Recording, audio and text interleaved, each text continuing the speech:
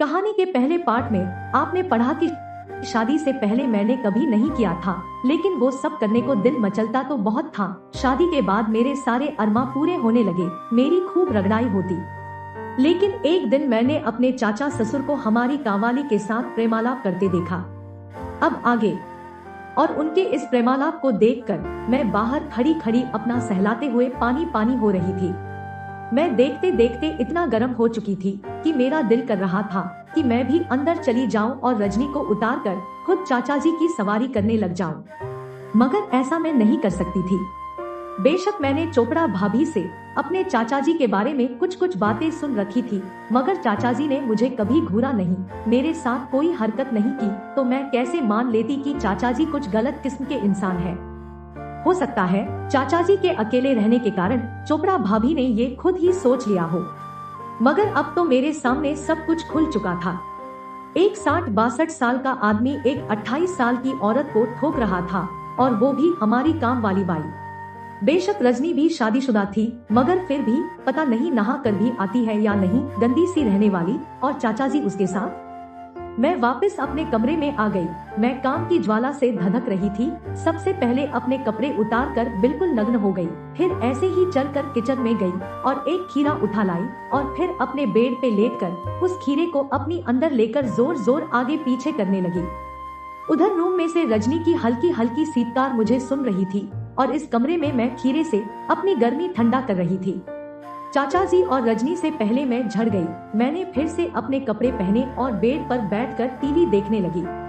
करीब 15 मिनट बाद रजनी चाचा जी के कमरे से निकली और पहले झाड़ू पोछा करने लगी। जब वो मेरे रूम में आई तो मुझे बेड पे बैठा देखकर एकदम से डर गई। अरे भाभी, आप यहाँ? मैंने पूछा, क्यों, अपने ही घर में मुझे नहीं होना चाहिए? वो बोली, जी वो आप तो पड़ोस में गई थी। मैंने कहा, हाँ गई थी, अगर ना आती तो तुम्हारी करतूत का पता कैसे चलता? वो घबरा गई और सारा काम धाम छोड़कर चली गई। उसके जाने के बाद मैंने ही सारे घर की सफाई की। चाचा जी भी अपने कमरे से बाहर नहीं निकले। दोपहर को मैं ही उन्हें खाना देकर आई, मगर हम दोनों में कोई बात नहीं हुई। रात को मैंने सपने में देखा कि चाचा जी वैसे ही अपने बिस्तर पे लेटे हैं और रजनी की जगह मैं अपनी साड़ी उठाकर उनके ऊपर बैठी उनका मूसल अपने अंदर ले रही हूँ। मेरी एकदम से नींद खुल गई और मैं अपने और चाचा जी के संबंध के बारे में सोचने लगी। सोचते सोचते मैं फिर से गर्म हो गई। मैंने अपने पति को जगाया, मगर वो नहीं उठे। अभी 2 घंटे पहले ही तो मुझे तड़पा तड़पा कर उन्होंने रौंदा था और थक कर सो गए थे। जब वो नहीं जागे तो मैंने उनका सोए ढीला ढाला पकड़कर अपने मुंह में लिया और बस अगले पल ही मेरी उंगली मेरी छेद में थी। वो सोते रहे और मैं उनका ढीला औजार चूसते चूसते चाचा जी से करवाने के ख्याल में अपनी ही उंगली से खुद को ठंडा करने लगी। अगले दिन मेरा मन बन चुका था कि कुछ भी हो जाए मैं भी चाचा जी का काला नाग अपने अंदर लेकर ही रहूंगी, मगर कैसे कर सकती हूँ? और हम दोनों में कभी कोई भी ऐसी वैसी बात नहीं हुई थी। कैसे मैं चाचा जी का ध्यान अपनी ओर खींचूं? उधर रजनी ने शायद सारी बात चाचा जी को बता दी थी, इस वजह से चाचा जी भी मुझसे कुछ कटे कटे से रहने लगे। जब बात ही नहीं हो रही हो तो बात शुरू कैसे हो? मगर इतना जरूर था कि रजनी अब पहले से ज्यादा बिंदास हो गई थी। जिस दिन वो सलवार सूट पहन कर आती, उस दिन हमेशा बिना दुपट्टे के चाचा जी के कमरे में जाकर साफ सफाई करती और सबसे ज्यादा देर वो वहीं लगाती। मैं अपने रूम में तड़पती। फिर धीरे धीरे ये होने लगा कि चाचा जी भी कुछ बेशर्म से हो गए और जब रजनी आती, उनके कमरे में सफाई करने जाती तो अपने कमरे का दरवाजा अंदर से बंद कर लेते और रजनी को टिका के ठोकते। उसकी चीखें सिसकारियां मुझे बाहर सुनती। वो अंदर ठुकवाती और मैं बाहर खड़ी अपनी छेद में उंगली करती। मगर मैं कब तक उंगली करूं, यही सोचकर मैंने सबसे पहले अपनी ड्रेसिंग सेंस को बदला। मैं पहले साड़ी अपनी नाभि से ऊपर बांधती थी, मगर अब मैंने सबसे पहले अपना पेटीकोट नीचे बांधा, जितना नीचे मैं बांध सकती थी। जब तक रजनी घर में होती मैं अपने ही रूम में रहती, मगर उसके जाने के बाद मैं अपनी साड़ी को नीचे करके बांधती ताकि मेरी नाभि दिखे, मेरी कमर दिखे। साड़ी के साथ ब्लाउज पहनती तो हमेशा ऊपर से 1-2 बटन खुले छोड़ती ताकि मेरे कबूतरों का क्लीवेज दिखे और चाचा जी भी उसे देखें।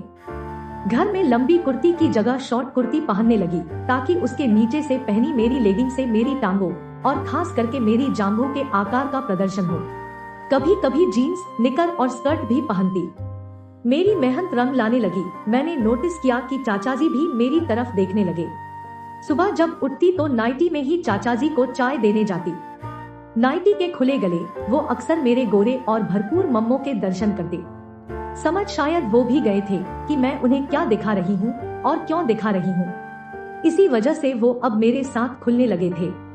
हम दोनों की आदत थी कि अक्सर दोपहर के खाने के बाद साथ में बैठकर बातें करते, दुनिया जहाँ की बातें करते। उन्होंने मुझे अपने जीवन के बारे में सब बताया। मैंने पूछा भी, चाचा जी डाइवोर्स के बाद आपने दोबारा शादी क्यों नहीं की? वो बोले, मुझे जरूरत ही महसूस नहीं हुई। मैंने जानबूझकर पूछा, कोई भी जरूरत महसूस नहीं हुई? वो समझ गए कि मैंने क्या पूछा है। वो बोले, मैं मैनेज कर लेता हूँ। मैंने हंस कर कहा, रजनी के साथ? वो भी हंस दिए, तो तुम्हें सब पता है? मैंने कहा, हाँ सब पता है, पर चलो कोई बात नहीं, आपको भी कोई साथ चाहिए अपने दर्द भुलाने को। वो भी हंस दिए और मैं भी। मतलब अब सारी बात साफ हो चुकी थी। उसके बाद तो चाचा को जब भी रजनी के साथ करना होता तो कभी भी अपने रूम के दरवाजे को लॉक नहीं करते थे, बस हल्का सा ओटा देते थे। अब तो चाचा जी भी मेरे बहुत अच्छे दोस्त बन गए थे और रजनी भी। वो खुल्लम खुल्ला उनके रूम में जाती और ठुकवा कर आती। मैं भी उसे मजाक करती, मरवा आई। वो भी हंस के कहती, हाँ भाभी। ऐसे ही चलता रहा, मगर चाचा जी अभी तक मुझसे थोड़ी दूरी बनाए हुए थे, जबकि मैं हर रोज उनके करीब और करीब होती जा रही थी। एक दिन मैं जानबूझकर अपनी साड़ी अपनी कमर से भी नीचे बांधी। नीचे के बाल जहाँ से शुरू होते हैं वहाँ बांधी। और जब मैं उनको चाय देने गई तो चाचा जी अपने अखबार छोड़कर मेरी तरफ देखने लगे। मैं उनके पास जाकर खड़ी हो गई और उनसे बोली, चाचा जी चाय? मगर वो मेरे गोरे पेट और मेरी नाभि को ही देखे जा रहे थे। मैंने झुककर उनके आगे चाय का कप किया, मगर असल में मैंने उनको अपने संतरे दिखाने का जुगाड़ किया था। उन्होंने एक निगाह मेरे संतरों की तरफ मारी और फिर चाय का कप लेकर रख लिया, और जब मैं सीधी खड़ी हुई तो फिर से मेरी नाभि को देखने लगे।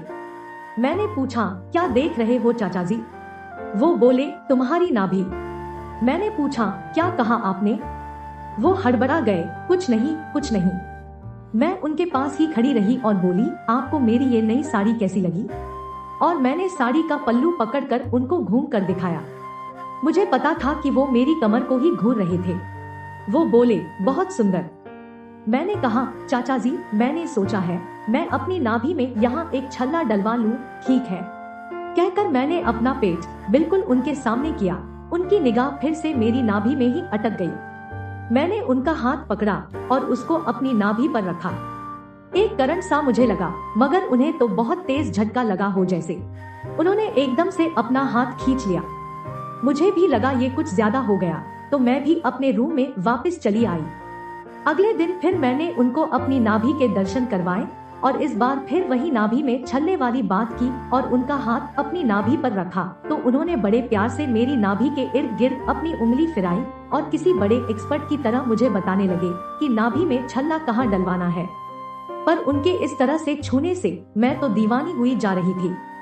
उन्होंने मेरी नाभि के अंदर भी अपनी उंगली घुसाने की कोशिश की। मैंने उसी मधोशी में कहा, ये गलत जगह है।